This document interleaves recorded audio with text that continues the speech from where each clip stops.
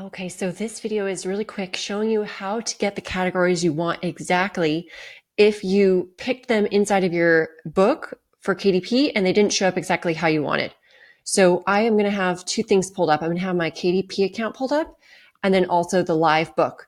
Now this is Anita Farley, so I'm doing this video for Anita to help her out right before her launch day. And we're going to repurpose this in the course that you can learn from it too. So Anita got one sale, so she started to rank, and she's actually launching tomorrow, the 18th. So, but what the one she got isn't exactly what she wanted. So what we're going to do is we're going to highlight these. Let me see. I'm just going to pretend that all three of them are wrong, just to give you an example. Okay, and I'm going to copy those. And then over in KDP, so log into your own account.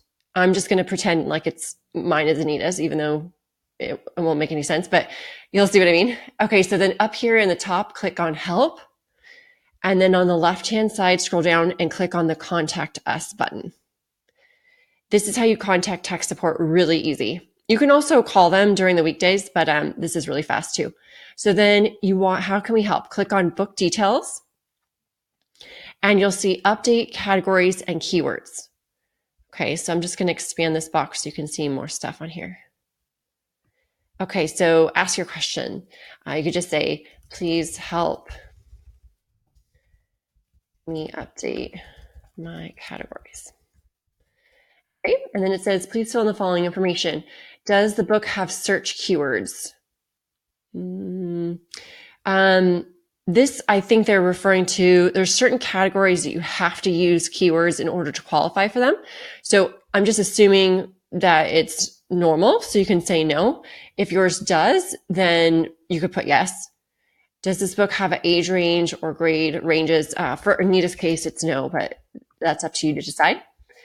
Requesting category updates for multiple books. You can consolidate these into one contact form here, include the ASIN number. Now, if you're only doing one book, you don't have to worry about that, but I lost it.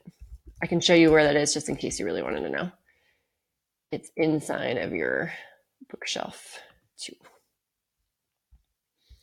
So if you're looking right here, here's the ASIN number right there for your books inside of your KDP if you needed it. But I'm just assuming that we only have one book, so we can ignore that.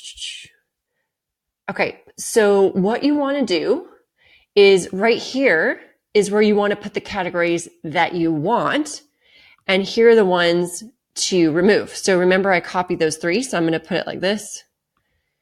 We go 1, 2, 3, and clean it up a little bit because they don't need to see these rankings.